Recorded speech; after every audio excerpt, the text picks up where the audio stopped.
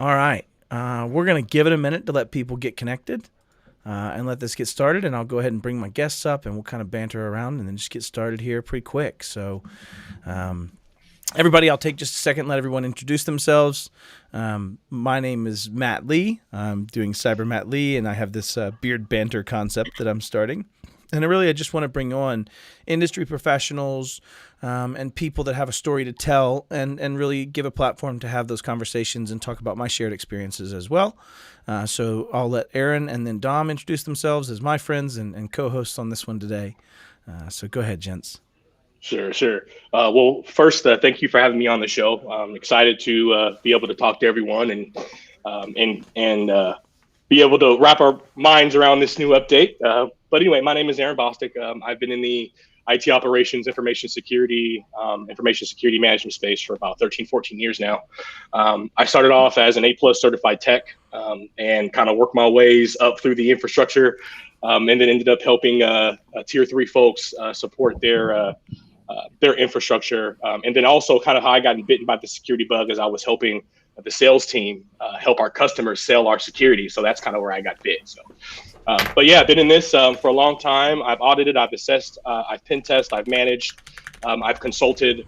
And yeah, I'm just here to share. Rowdy, happy to be here.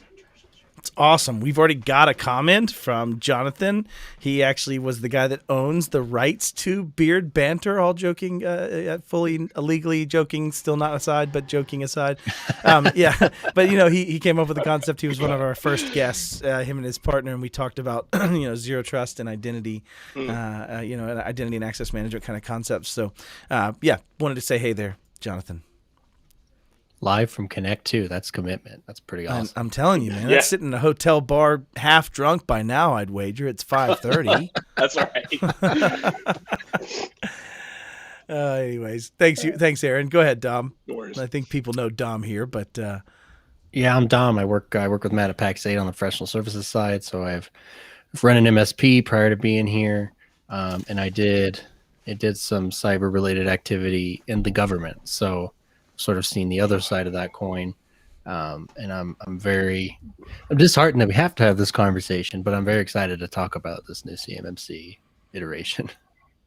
Yeah. Like just to start this off, and I won't get into what CMMC 2.0 is, but I started when it was it was these 800.171 days as they'd made the adaptation from 853, and they were starting to push this through the defense industrial base, and they were starting to say, hey, maybe we should have some standards around CUI. We lost this airplane, an F-35, in like 5 minutes after we took 30 years to build it.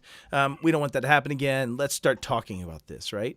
And like in my mind, I watched this just abject failure play out for like 3 years, right? This just brutal, absolute not giving a crap in the DIB and production space, absolutely, literally just trying to abscond from that. And then I had this bright, shining light. Right, like I had this glimmer of hope that was CMMC, that was this capitalistic endeavor of audited frameworks and the ability to say, hey, we have this person validated that you did it, and the left hand can't touch the right hand, and to watch it collapse into this, self-audited framework that has never worked for us, that brings us right back to where we were. It kind of just drives me into this very unhappy place right now around CMMC 2.0. And, Aaron, can you give any thoughts on how it may have impacted you, or your thoughts on CMMC 2.0, just maybe to breed our viewership into this change? Sure. Well, firstly, CMMC 2.0 took my derb. No, but so in response, no, but it did. Like, it really aside, did. You literally lost your job because they realized that 85% of contracts would now fall into a self-audited mode. And that's exactly what happened. They said, well, if we're just going to go back to what we were doing before and being able to self-attest and self-report, all my perfect scores, what's the point?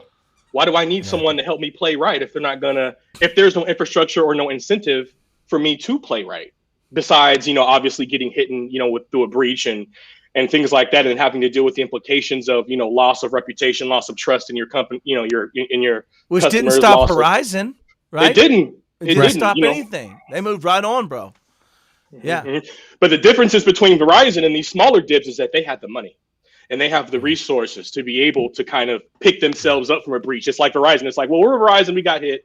oh, well, are you going to stop, using us? We're one of 3 providers. But when you have, a smaller business, small to medium business within the DIB that's handling the information that it's handling, yeah, there should be always an incentive to ensure that we restrict and we place appropriate safeguards around that data. I mean, for goodness sakes, this is our federal data. This isn't, Right. Our blog or our recipe data or something. Hey, man, I'm protective as shit of my blog and my recipe data. Right. But this is the stuff that protects, our country, your family, my family, our kids, and just as a last note, even though I have lost, my role, within the practice I had, I'm still extremely passionate because this work and this mission supersedes that. Yeah. Yeah. So even still, I honestly have no idea, where things are going to come in as far as, work and, bills and things like that, just to be completely honest, but I'm still very passionate about helping the DIB and helping, security folks in general. It didn't take, the air out of me, per se. It didn't make me want to jump ship because, things are changing and all of a sudden now we're going to take that talent away and go back over to the commercial side. No, this is our country. Yeah. Well, let me articulate the challenge, or Dom, if you want to articulate challenge as well, of why does self-audited suck? Why does this change so much? Like, that would be the question I think the audience doesn't quite yet understand as to what the challenges are with this self-attestation model, right? Like, and if anybody's not familiar, that is the main change, is that in the old CMMC, there was levels 1 through 5. They pretty much all had some degree of a certification process that existed, but most contracts targeted 3.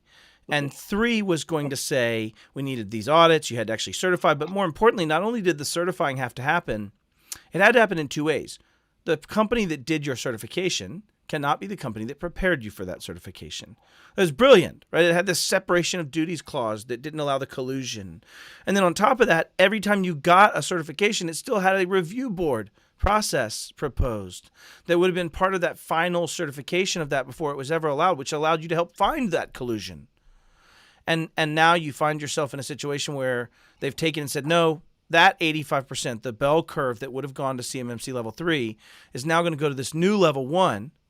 And this new level 1 is you just do your own assessment, and then you go ahead and modify that assessment and say, yep, there's my score, I'm good. And no one looks at it. No one has to validate it.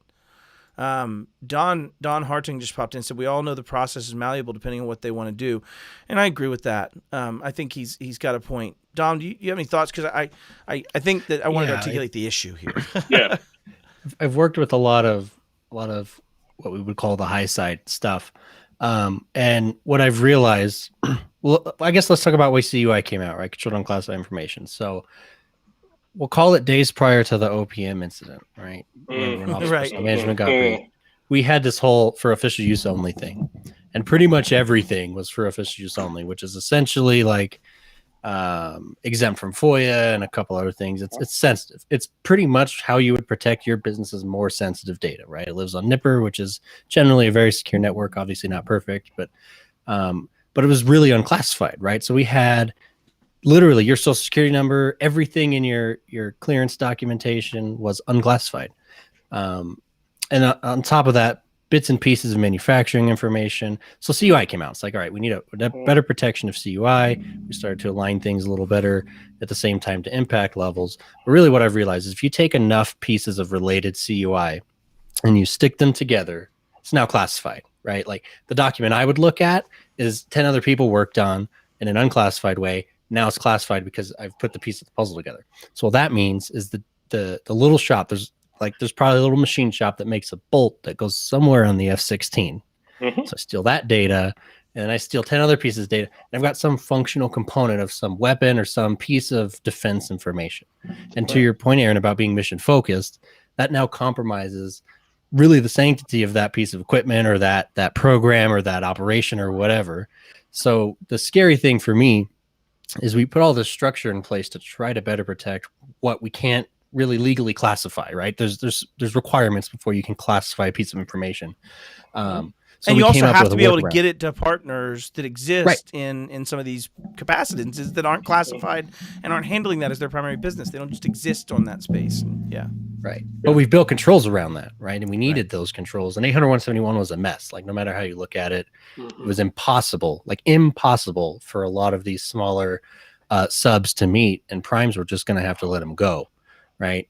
And start doing things in-house. And that would have killed the entire SMB set-aside program. That would have killed a lot of businesses just doing little things like making a bolt for an F-16, right? So this whole CMMC thing, I was excited too. I was like, man, this is clearly spelled out. We've got a program to make sure it's going to work, and we're checking. And I equated it to like CPAs who have to do peer reviews, and then there's the panel. I forget what is it, Association of CPAs, whatever they're called, who does that next. Yeah, that next level of make sure there's no collusion in those peer reviews, right? And it's a very similar program. And what we said is like, nah, like turns out that was a little difficult and maybe a little expensive. And I think really for me, it should be hard to work with the federal government. Yeah. Like if you want that level of responsibility, then it's going to require some work and investment. So it's really disheartening to see that they're going the self-attestation route. Like it's like saying to the teacher, yeah, I can multiply fractions. It's fine. Right. No. Right. My 11-year-old don't do has the to take a sheet. test. I'm not filling out this sheet. Like the one they hand you that you just sit and do busy work when you get in trouble. I mean, I never got in trouble, so I wouldn't know what that's like. But yeah, and they're like, no, I didn't do these because I already know this. You don't need this to work. I'm good, yo. Yeah. Here's an analogy, actually, because I'm actually, I actually was waiting to hit that point, that self-assessment point, because it's really like this, and I've audited, for 6 years, for more than this, or 6+ years, under ISO 27001, SOC, NIST, FedRAMP. Dude, that camera freeze is not your friend right now, Eric. It's really rough. No, you're good. It's good now. I'm good now? Okay, okay. You're going to have to watch that one back. Yeah, that's a good one. The thing is, it's like this. The best way for folks to understand is like this. You need to go to the ER. You have a life-threatening illness, and you need to go to the ER, and you're looking, and they admit you, and you're signing all of your paperwork. And then at the bottom, of your intake paperwork, it says, in let's say in italics or an asterisk, some doctors may have medical degrees that are self-assessed. Yeah. How comfortable would you feel, even if you didn't know how many percentage of doctors had a self-attested medical degree? How would you feel, even at the percentage of someone telling you that they're a doctor? You know what I mean? And it's the same way. There is no way that me as a supplier, just switching angles from a practitioner to the DoD as a vendor, right?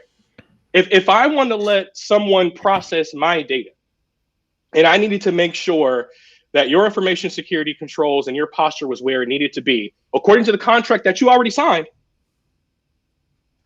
that everything needs to be in place, and all you're doing is you're telling me, yes, everything's in place. But now what we have is with this new system, which is why I was so excited about CMMC as well, is the fact that now you have this third objective arm. A capitalistic endeavor. It's just making money to do this and keep us all honest. Yeah. Right. That sets the standard, because auditors set that standard.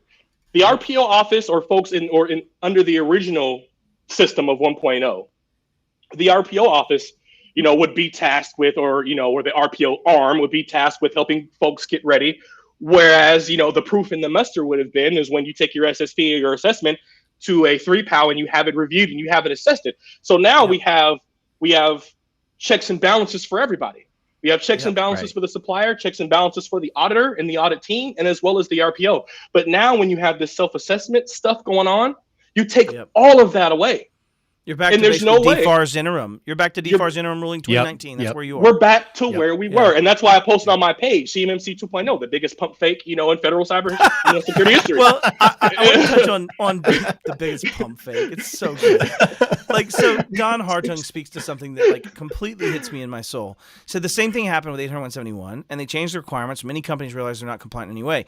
Yeah, but those same companies, Don, sat in front of me in a boardroom. I'm educating these people on 800-171. I'm saying you're already checking the stupid box. You're already literally saying to the government you're doing this. You have no MFA in place, so you can't be. You have no inspected systems. You have no things that define your CUI policies. You cannot be meeting this. You don't even have an SSP. You don't even have a ProAm. You cannot be meeting this. Right. And yet you're checking it.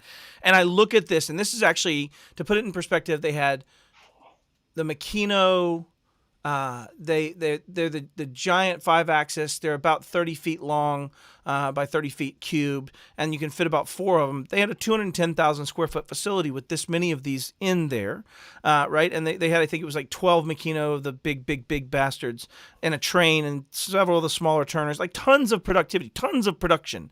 Mm-hmm. And they literally looked at me and said, Matt, how long can we lie about this? Like, how long can we actively not do these things knowingly and continue to not do it? And you look at this because it's in the name of profit. And their argument was, well, there's nothing in the contract. Yeah, sure, I can quote it in my contract, but if the other guy doesn't, then I still lose. And so, like, there's this kind of cyclic challenge that creates this self-attested will always create liars. Like, it will always create liars. And I think the challenge is that the people that go above and beyond to make it happen, that do get security, are only going to win at the cost of our national security and at the cost of our productivity. Well, here's the thing, too, is if I'm going to be like the honest company in the room, I'm going to do all the work. It's going to cost me a lot of money. My prices are going to be higher than the dude that lied. So what's going to happen is I'm not going to get the contract because I'm trying to pay for all that crap I just went through. But my answers are the exact same as the other guys. Right. And like, what recourse do I have? There is none. Right. And that's another thing, is it's going to kill the honest businesses that are out there.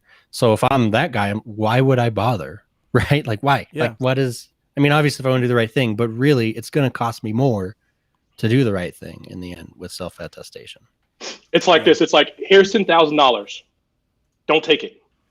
And I'm going to sit on the counter and I'm going to turn around. And I'm going to trust you 1,000% not to take that, right? And that's exactly what we're doing, is that in a business, let's say your business was 60% DIB or 60% DOD supplier, right? Or you were 80%, right? DOD supplier money. And let's say you were receiving considerable amount of funds from the DOD, right? Are you going to submit a terrible SBRS score, or are you going to submit your pitfalls against someone else in the lieu of missing that money? In the sake of integrity, when I know that even the level of CUI that I have doesn't even require a triennial assessment, what's the incentive for integrity? Right. What's the incentive? And not to say that these providers want to be disintegritous. True. I think the challenge is when you start thinking about CUI in a factory floor and you start thinking about those things, there's just systems that cost freaking money. Right, you've got legacy XP embedded systems that are turning your lathes. You've got USB flash drives you're carrying between machines. You've got maybe some drip feed system that's running on an archaic, serial back end OTYs. Like, these things are things that are real tactical problems for the DIB. Like, they really exist, right? It's not like I'm trying to demonetize them. I'm just saying this takes away the level playing field. It does. At least with CMMC, you had this ability to say, well, but at least they're not lying about it. At least they're where they said they were going to be about it. At least, right? Like, but we've just like given up on it. And I think, I don't want to dispel the source, but, there's discovery around 7 or 8 different investigations of corruption inside the board itself. I think we had 3 or 4 board members replaced that were creating collusion companies that would filter this through. Like, right? Like, we're seeing this same thing where I just lost a little faith in humanity that we could overcome the traditional greed and corruption that exists that allows us to drive these things home for our own betterment, right? For our own protection as a country. And yet, even those same individuals couldn't uphold that bare minimum of constraint, and it just undermines that whole process. I mean, at least with SOC 2, those type of things, like you have scope whip challenges. Back to your point earlier in the conversation, Aaron, we were talking about ISO, right? Those are things where you could just scope whip your way out of it, right? You could just say, well, it's not in scope, we're good, and you get into those challenges. This was the first real poke as a security framework being audited. Right, like I wouldn't define SOC 2 as a security framework, really. I would define CIS much more as a security framework than I would that, or so. Yeah, I would say SOC 2 is definitely more of a reporting of your operations and security controls, your current framework. But and that's the point, and that's the point, is that's the biggest kind of sigh that I had when I saw CMMC 2.0, was really that reduction. And I remember, but just reading. It says, I believe that 1 and maybe half of 2, which is now CMMC level 3, may have to go through. And the top half of 2 and then 3. I'm not concerned, about the folks who are operating at the highest levels. We're going to do a sampling. We're just going to poke around, and then we're going to keep you honest through a sampling. And that's the thing, is that what'll have to happen is that someone will have to get caught. Someone will have to get breached and made into an example of. before, we really get serious, and I'm thinking like, after all the things that we've been through, the colonial pipeline, things like that. And a lot of those manufacturing folks, Dom, to your point, to those folks who build those rivets and who can build the inferences off those pieces of data, those companies are sitting in that level 1, lower level 2 bucket. They're not sitting in level 2, level 3. So all we're doing is we're giving those companies who are already having issues a pass to keep kind of going in that damaged state.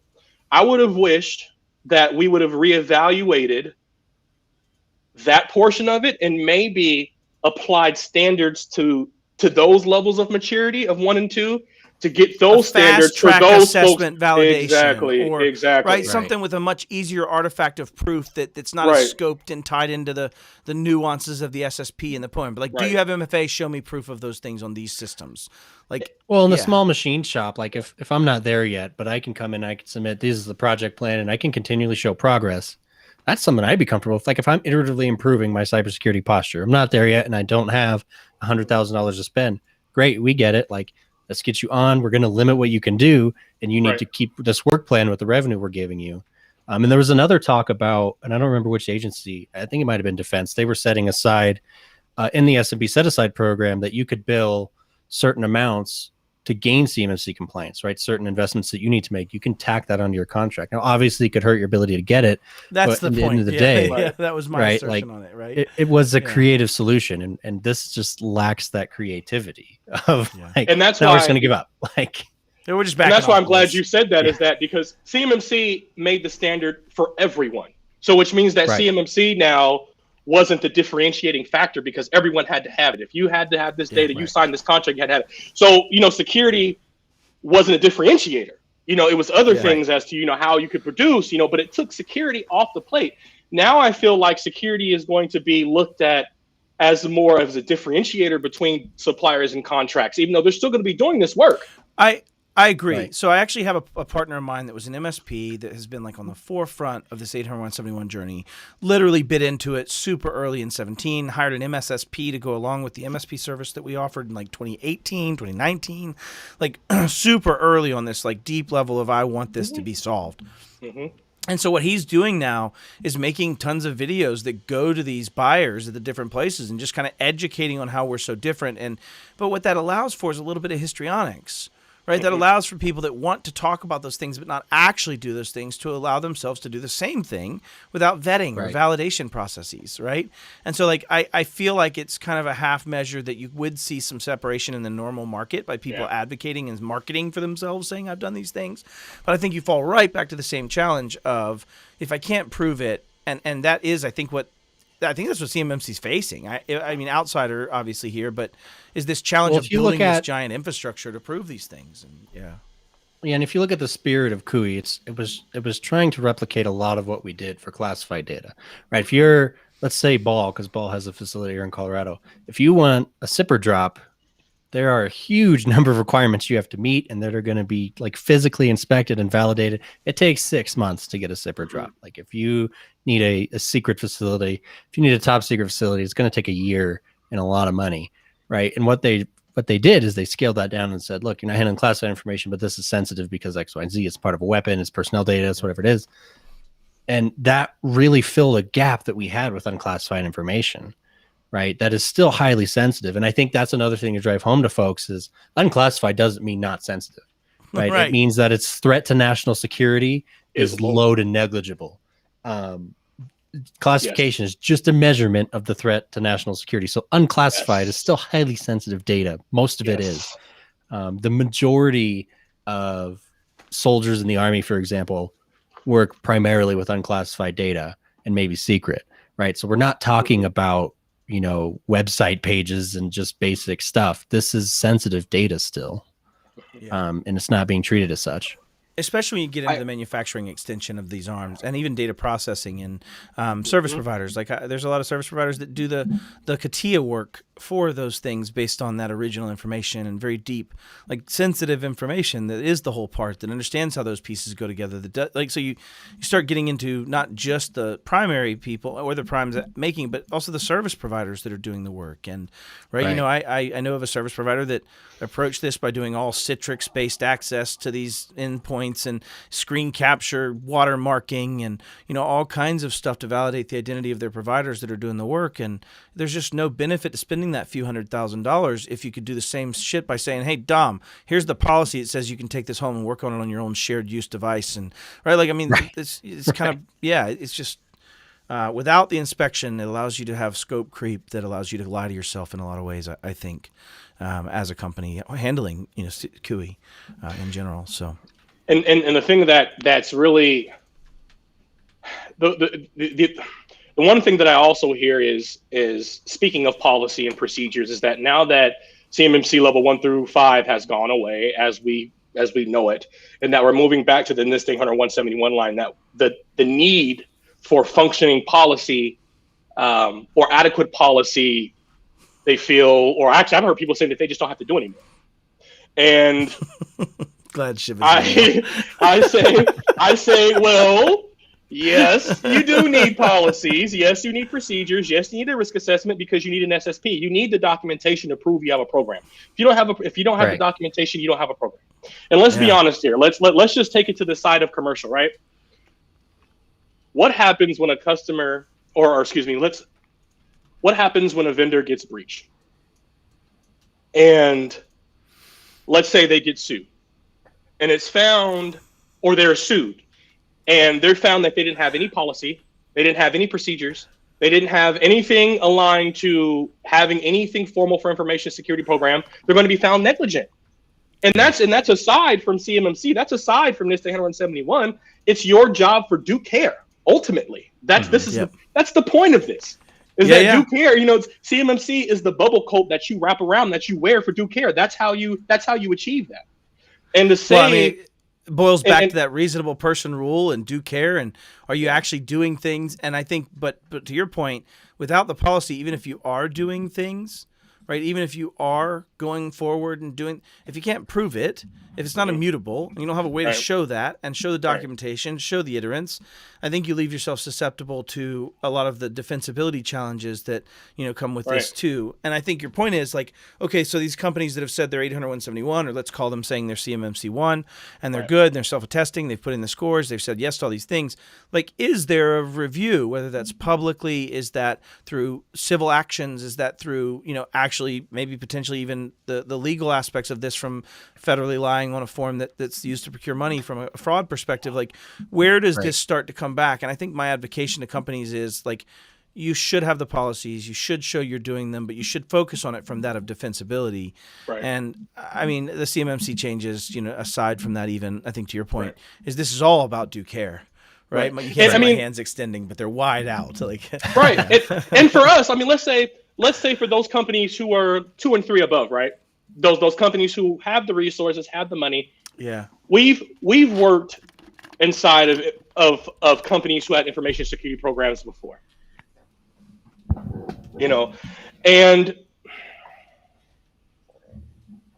And what policies allow you to do is policies allow you to have a golden ticket for senior management support.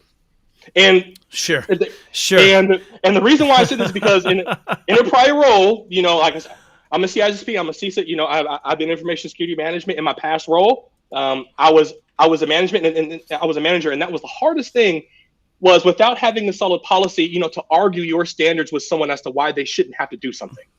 Whereas I could point the policy and say you're out of compliance with the policy, and that's why you can't do this. Right. It's the management support, it's the senior support of the initiative, and it's the acknowledgement of those initiatives within the business. That helps us get stuff done. Yeah, I think that getting that management support and executive buy-in and level is outside of CMMC in a microcosm starting to happen. You're starting to get these things to where the business executives are starting to say, listen, maybe this cybersecurity thing is something we need to focus on and we need to champion internally.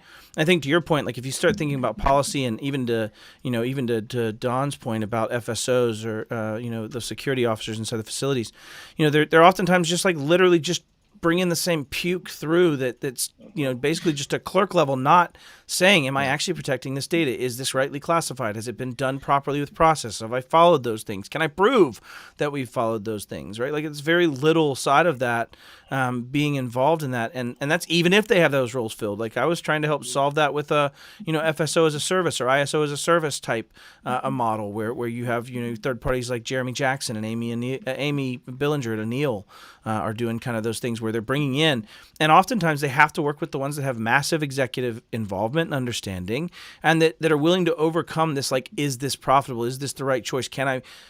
It takes some prescience, I think, in a lot of people's mind, and a lot of that just went away.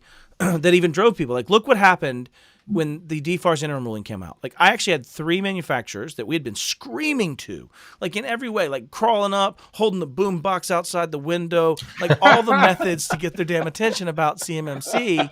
And they call us and go, we just got this thing that we've got to submit. Can you get us ready for this inspection and this thing? Like, you've been ignoring us for like the last 3 years, and now here DFARS interim actually finally has a little bit of teeth, and you got to self-assess, and even that's a struggle because you don't have an SSP, you have no artifacts, you have nothing to base it on. It's all fake, and now you're asking to rush through it like it's something brand new. And I think the challenge is that's how disconnected. I'm frozen up. That's how disconnected, the populace really is in the DIB around these companies from an executive understanding and participation. And so you don't have very many that really are there and are backing it fully. I mean, I'll shout out David May.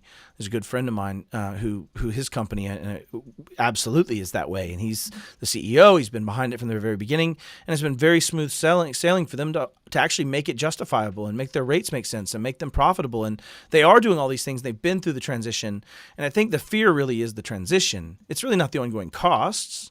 Right? Like if I have to add MFA, okay, damn, that's really expensive because I have to buy this. Nope, you could change your identity provider. You could change what you're structuring it through. You can do projects that are investments capital-wise that get you there. And the change in net cost isn't massive. I mean, there's definitely some there, but not, it's like this thing I say. Did Horizon have any challenges getting the budget after their breach? Have I ever met anyone that... Well, that's cybersecurity in a nutshell. Yeah.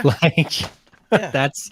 the CISO gets ignored until there's a breach, and then they fire the CISO and hire a new one, and suddenly they have an unlimited budget. And it's what we've been trying to fix. And CMMC did that was going to do that in a real way. Yeah, CMMC, once we pulled the audit arm, we took the venom out of the snake of CMMC. We took the reason, we took the integrity behind it, we took the urgency behind it. Yep. Because without the parent shaking and saying, hey, you got 5, counting down from that 5, 4, 3, that's what the DOD was doing, right? Essentially, get your stuff together. But now that we don't have that, and I know just from a practitioner standpoint, from seeing these companies, from conducting CMMC Level 3 assessments, and NIST 871 assessments, and managing teams that have before, these folks are trying to get CMMC Level 3 certified without an SSP. Without a risk assessment, without an information security policy, without an incident response like literally, like swear to God, like literally, like that's the core freaking component you base it on as a system security plan. And I looked at my MSSP that I had hired, and I was talking to him about 800.171, its mapping towards SSP and how we'd want to do that if I wanted to do some master SSP that I could sell through my services as part of what like this whole vision. This was back 4 or 5 years ago or 3 years ago, and the guy that's the CEO of this MSSP goes, what's an SSP? That's not even a thing. And I'm like, yep. That's a real question. I've had that.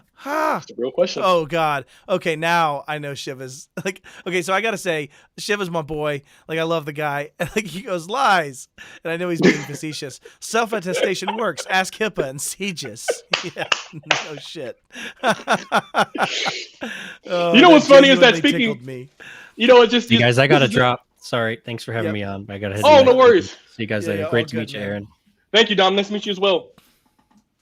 What's funny is that as they said about HIPAA, which is kind of funny, is that there really still isn't. I mean, but beyond high trust, high trust aside, and high tech and high trust aside, and even included in some ways. But there still isn't a technical benchmark for where people are supposed to be. No, it's like there's no what's the word? There's no baseline. There's no baseline. Exactly. There's no standard of care, and I think Shiva and makes a lot of big points about this, right? That there's no barrier to entry in this industry either. Right. There's nothing that says I know what I'm talking about. I could be a blithering idiot. In fact, sometimes I think I probably am. But you realize that there's just nothing that says here's the standard. Even as an industry, we are very inclusive. Even the companies I work for are like, listen, we have to serve the constituency. We have to serve because there's nothing that says you have to have this to be in a. There's a board of cosmetology in every state. Yes, sir. Right. Yes, sir. That's dealing with that is not anything like I can't even pay my cosmetologist if I don't have a company. And I think the challenge is like we just don't have a standard of care, as you kind of pretty well said. So I can't believe that the standard of care for information security for just PII, personal, PII and personal data would be more stringent than in the federal side. And the reason why I say that is because I've worked in a company who had absolutely no federal data, right? Just straight ISO 27001 shop, right? Yeah. And it made it all the way up to the CFO, as to where our status was, because the customers were so adamant about having a vendor who had those standards in place that they would have cut our contracts had they failed, or that we lost that certification. So why don't we have the same urgency over in the federal space with our federal information? This is our country. This is Accurate our government. Statement. Why don't we have that same level of standard and urgency? That's the one thing I'm trying to understand. Well, and I think, both to Jonathan's point and actually to Shiva's point too. So let's take them in order here. So Jonathan's point was, I think, I'm sorry, Don's, I apologize. Don's point was, I think a big issue is honestly how many audits can even get done by the government or even a newly formed entities that are getting created capitalistically to exist for these things, like the Aligns of the world and the Edwards Performance Systems and all the players that are springing up to help build this. I think we could have gotten it done. I think the challenge is that you allowed the boards and the teams to be involved to have opportunities to make a lot of profit from that. And I think you see that collapse just like it always has been. And I think, there you go, Shiva. Maybe that is an accurate point too. But so then on Shiva's other point was there's no reliability in a PII breach. Yeah. I mean, I think the nice thing about that statement is that you are starting to see the ability for citizens to take action upon those things. And I know they have no teeth, and you start with, GDPR, but then you start looking at, we're actually having our attorney Tyler come on to a Beard Banter to talk about privacy and some of the legal aspects of privacy as we kind of see it. But, CCPA, you've got Colorado's Privacy Act, you've got New York Shield Act, and they all are nothing, right? Granted, I agree with Shiv on that, but they're all the smoke of the beginnings of things and systems that are function on did you lose the data or not.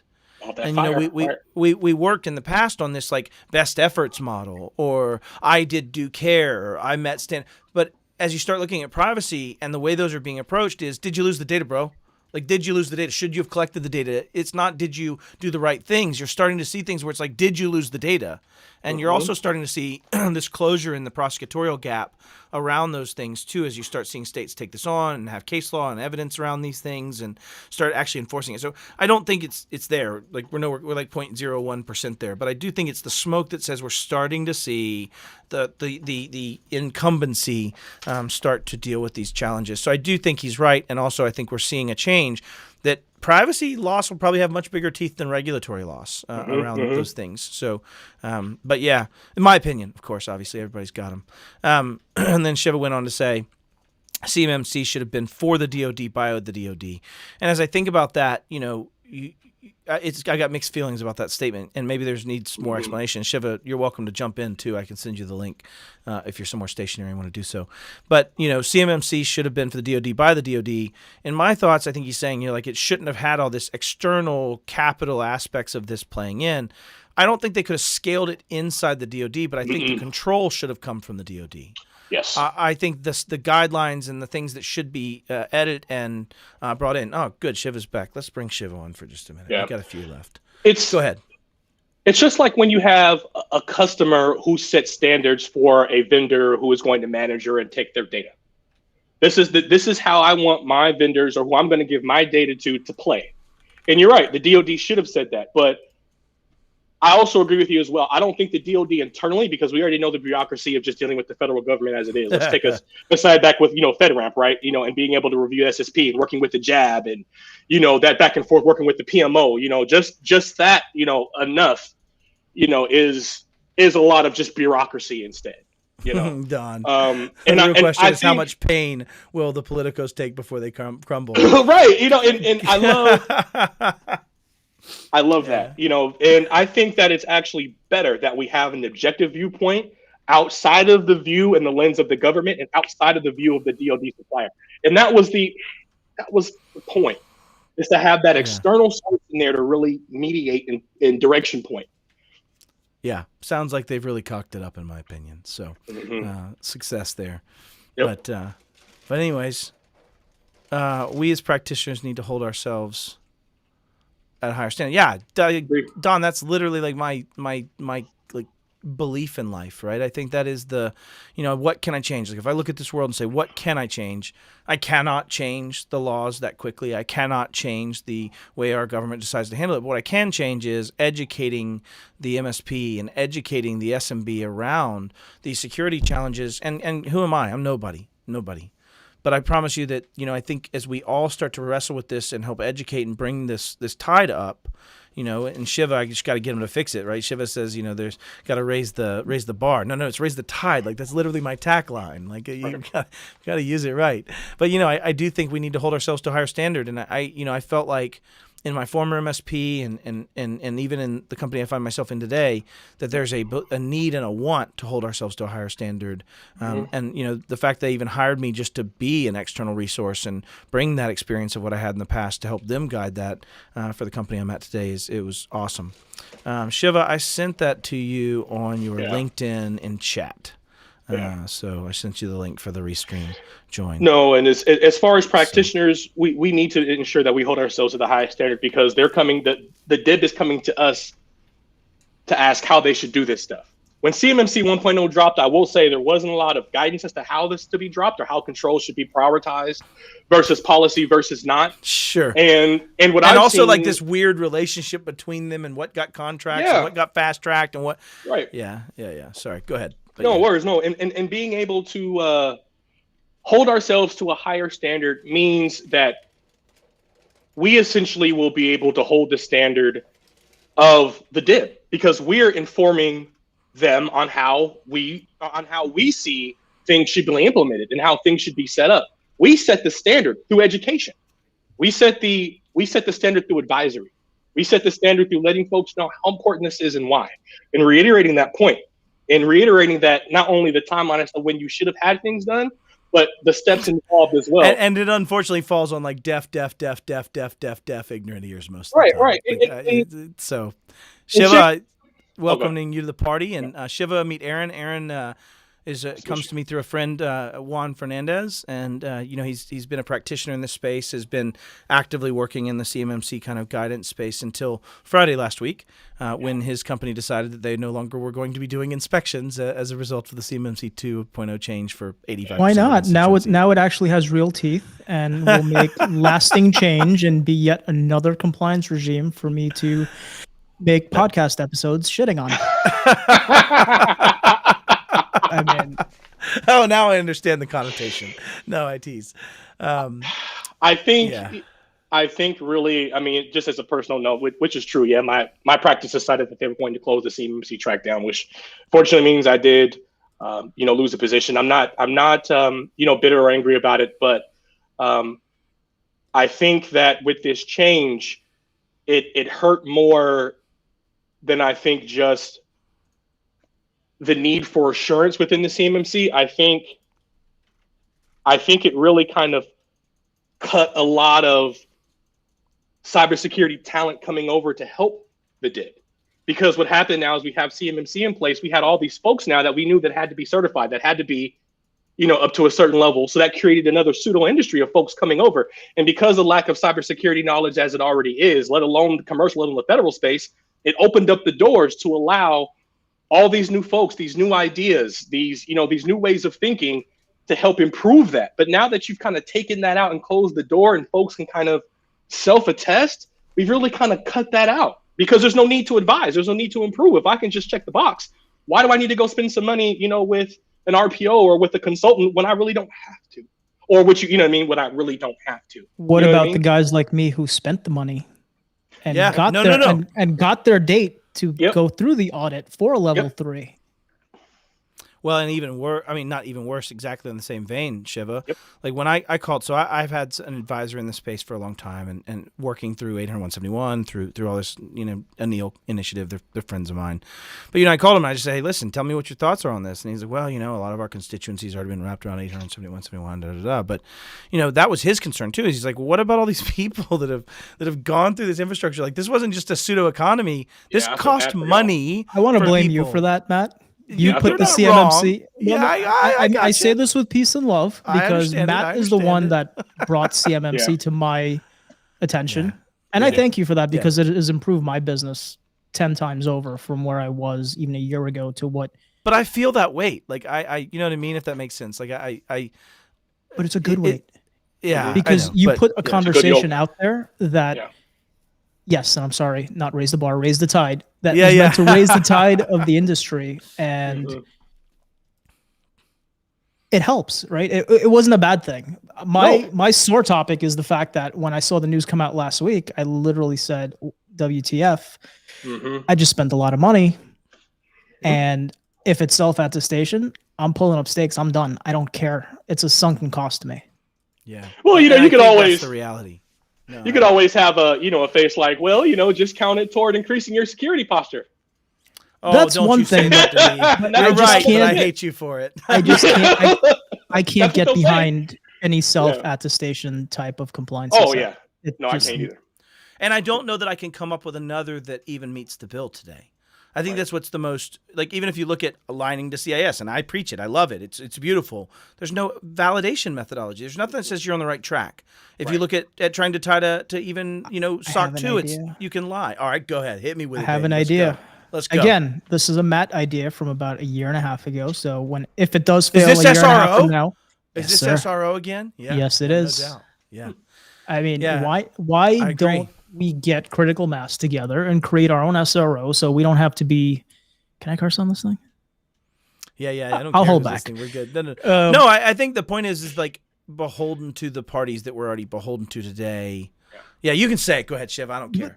My point is, why are we going to wait for government, insurance, or anyone to control our destiny when we can just jump in and do it ourselves? We shouldn't. Yeah.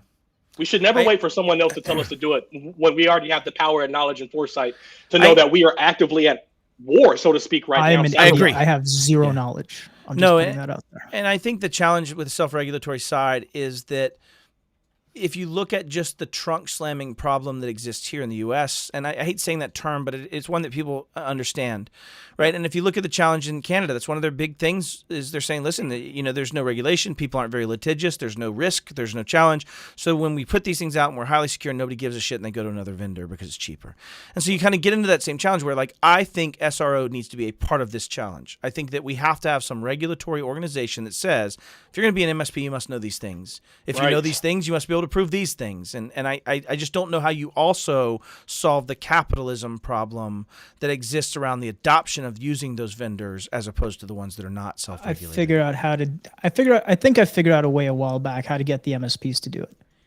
Aaron, first time we're meeting, I just rag on MSPs even though I am one because you give them 5 cents off on a product, you're the best vendor ever. Yeah. Right? 5 cents off on $2 is beautiful. Yeah. If you build a co-op first, you get group buys together, which we all love, right?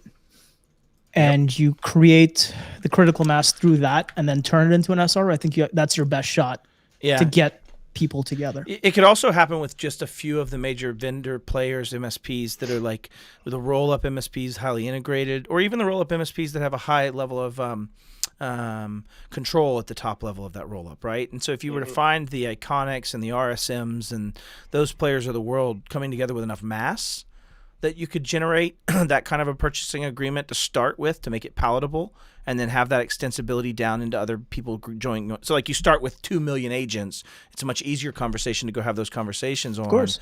And I think as your other point though is it comes into operational maturity enablement, right? It comes into not just the tools, but the actual what you and I banter over a lot, Shiva, right? The actual operational, knowing what the hell you're doing and what you're trying to accomplish. That's why I liked CMMC. I liked the 5 levels. I liked being able to rate a company's risk based on what level they should have been. And there's nothing saying we can't just rip off CMMC and create an SRO built around it. I mean, sure. And just saying, listen, what do we consider instead of CUI? We started this on around the actual components of data that we do process, right? And so that was always one of my big things around CUI. Though. I think data should be irrelevant to the point, even if it's like CUI or anything. All data should be important. So let's just deal with this. Let's create a system that treats all data equally in a very secure manner. Well, and I don't know that I could ascribe to that belief because I do believe there is data segmentation. There's definitely data classification that matters, and maybe you're just being summative. But I don't disagree with that part of it. But what I'm saying is, raise the damn standard. Let's stop trying to figure out ways to carve shit out. True. And actually crack some heads and get something done. Yeah, I'll give you that, right? I don't think we should define something that should be protected and other things that should not. No. We definitely should say, hey, guess what? If you have authentication structure in place, it should be regulated to this level of this is what you should have. It should be able to meet these standards, and as those standards change, you should be able to, I think that's why, why I loved CMMC so much over 800.171 was that you just had this kind of self-regulating model that could continue to build that.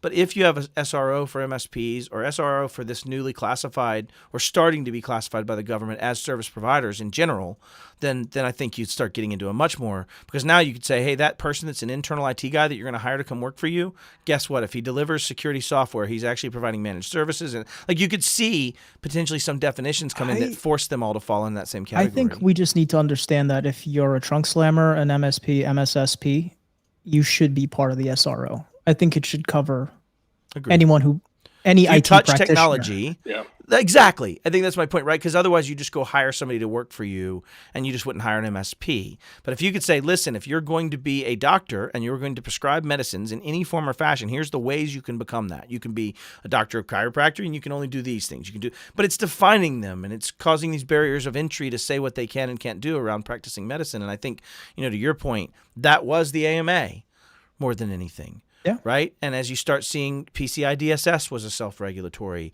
FINRA's self-regulatory. And I mean, I know you're getting us back on the original track, and I think that is a solve. I just feel like when you watch something like CMMC that had so much backing, that has so much capabilities of delivering good, and I think hit the target so well for so long is where it was pointing. That's why I believe so much.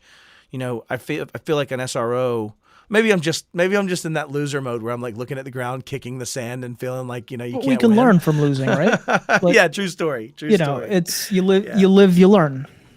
Yeah. So I mean, I think there needs to be something in between the RPOs, the C3P Outs, and the potential applying suppliers or the certification hopefuls. And the reason why is because if there is inconsistent standards as to how the RPO is advising that the control should be implemented, and there isn't a standard relaying to C3POs as to how those controls should be tested, what's going to happen is you're going to have the DIB in the middle of that. And what you're going to have is you're going to have DIBs working with the consultant, and they're going to say, let's just say that, they're ready for, certification, like you said, you were going towards, right? Let's say you had your package, everything was ready to go. Your RPO said, yeah, you're good to go. And then you go to an unrelated, let's say C3P Out, because you're confident with your package, and they say, no, your package is garbage. Your implementation is wrong. The way you listed your palms is incorrect. You've got items at 5 on POAM. This is garbage. You're not ready for this at all. Right. What are you gonna do? You're gonna go back to your RPO and say you screwed me. And then on top of that, now you screwed. You wasted all this time. And now you have an SSP that you can't use. You're actually. But now you can just self-attest and you're good to go for like 85% of the contracts. You're totally. And fine. That's why Aaron lost his job. Yeah. Seriously. I see nothing wrong with self-attestation. It's been working for centuries. For anybody that can't read faces, audio, or language from Shiva, he's being most assuredly facetious as shit on this. 1000%. So, yeah. No, This is sarcasm times 1,025. It's terrible. I mean, the basis of the foundational, belief of an information security person is trust but verify. So I cannot believe that this would be so contrary to that than to say we're going to just trust it and not verify it. And especially with the level of we data. will, and on certain contracts we will, and I will think I think but what happens in bit off more between? than it could chew Right. in the way this should have been implemented, right? I think we should have started with level ones and given a fast track process and made it a true iterative process and built the infrastructure for that as we go along. But I don't know. I mean, this is me armchair quarterbacking, right? No, So, it was too. I feel like it was rushed. As much as I would have hated to go through a level 1, 2, and 3, which would have been my ultimate Did Don destination. just say I'm a legend in my own mind? My heart's hurt. I'm not a legend in my own mind. I'm a total failure in a lot of ways in my own mind. That's so funny. Love you.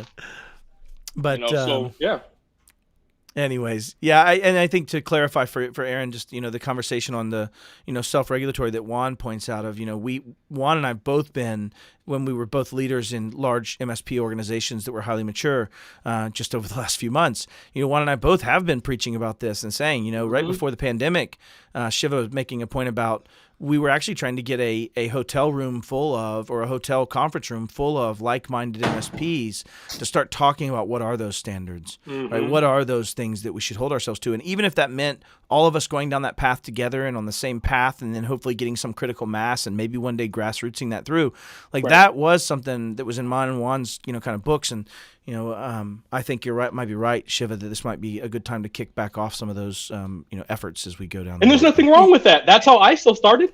That's how PCI got wind. That they started all like that, with like-minded folks setting standards together. There's nothing wrong with that. Here's a thought for you. I know a lot of people have been pushing CIS.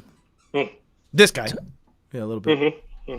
Talk to them. See if there's a way we can put together an auditing body to audit two CIS controls with some standard templatization, right? The something PSA or the other. And the other part of it is I'm a firm believer of doing something. And if you can help people, great. They come along for the ride with you. If they don't want to participate, screw them. And, the cream rises to the top eventually. So if you can create that better service delivery, that more secure service delivery, and that better standard, you're going to pay for it now, but it should pay dividends in 5 or 10 years. Especially in incident response costs over time. I mean, you start looking at that as an MSP. Yes. I mean, short story, yes, Shiva. I mean, even if you take away the punitive aspects, the positive aspects of doing what we do and having a well-structured security team plan and how you're doing incident response and how you're doing these gatherings of information and how you're writing policies and what's your change control like and what are change following control? something. What's that? Right. Fair. Touche. How many people? Sorry, go ahead. No, you're good. Don's point was the hard part is, are we really MSPs? True. Right? What is an MSP? What is an MSSP? What is I think we're heading to this convergence of understanding in an industry that, it's a little more, it's been a little Wild West so far. I think I'm just an IT practitioner. MSP to me is just a billing model. Nothing more than that. Like, I fix computers, man. That's my jam. All right, what's funny is that out there. Yes, we do, brother. Yeah. Yes, we do, Mr. Fernandez. I'm in on that conversation. Yes, and it's funny is that, speaking, I can't remember who said this point, but, speaking to Juan, saying about classification, is that classification merely tells us how we should treat the data and the controls that we apply to it. It does not dictate whether or not it should be protected overall. Data overall should be protected. Classification tells us to which level. Well, I think he's meaning specifically classification of the providers and what they're attempting to do and what their purview is in some term that means something. I think is that makes sense. Correct me if I'm wrong, Juan, but I think that's the point he's trying to make. That makes sense. And I think it comes down to what's an MSP, what's an MSSP. Like that line's blurred. What is a practitioner that's serving QE? What was the QE and what did I touch? And like you start getting into a lot of those things, and people like to hide behind the things of saying I'm not an MSSP, so it's fine. I'm an MSP. I think to Shiva's point, no, you're an IT service professional that is trying to drive the overall availability, confidentiality, and integrity of data. And that's your only charge. We just happen to have done it with different wrenches all the time. But Yeah. You know, the scary thing for me is that in the last 3 or 4 months, I've had conversations with a few companies that are in the DoD supply chain. So they're in the DIB. And their systems are atrocious. The providers they have, I've seen it. Zero controls. I'm talking companies that are still running owned versions of Orion, still running Pulse Secure VPN from, what was it, March of this year? Or any of the 55 vulnerabilities that Pulse Secure that came out had today. This year. Yeah. Or I mean, Sonic Walls. I think we were at 96 before last And count. I had a conversation with one of them about 6 weeks ago. And this was my 4th conversation with them in probably as many months. This is a company that provides a product to every branch of the government, civilian and military. They provide their product to international governments all over the world. And they have the worst security I've ever seen in my life. And not even security. They just have the worst infrastructure. Yeah, the worst posture. Right. You know, what's funny is I've seen that, you know, and I've seen, you know, DIB suppliers with extremely important tasks to do, building safety measures for, for the planes in the military, building, sites for the weaponry that we use, extremely important stuff. You know, like matter of fact, there was one supplier that built the attachments, for the M4, the laser sighting, things like that, for the weaponry, and they had a fabrication lab on site, under their development floors. And there were no VLANs, no ACLs. There was nothing. And it's like That's this wild. And it's design. This is your design and Comcast fabrication router data. giving direct access. And they had Sidewalk on Amazon. I do hate to do this, but I am back-to-backs today, and so we will have to end this right on the hour. Yes. I wanted to thank everybody for watching. I like to say I moved tens of people, hopefully. So, hopefully we got 10 or 11 people watching this right now. But no, the point is, thank you guys for all being here. Aaron is currently looking for employment. He's a very passionate professional in that space. I'm in Seattle. So Seattle. As of last Friday, we were planning this already, and then I got the new news that CMMC 2.0 changed his employer's purview. So anyways, thank you guys for being here. I'm going to go get on with my CTO and have a riveting conversation about this very topic. So thanks, everybody. Thanks for having me, Don. Appreciate it. Thank you. Martin and Juan, and gosh, all the people that chimed in. It was great. Thank you all so much. Thanks, Shiva, for jumping on.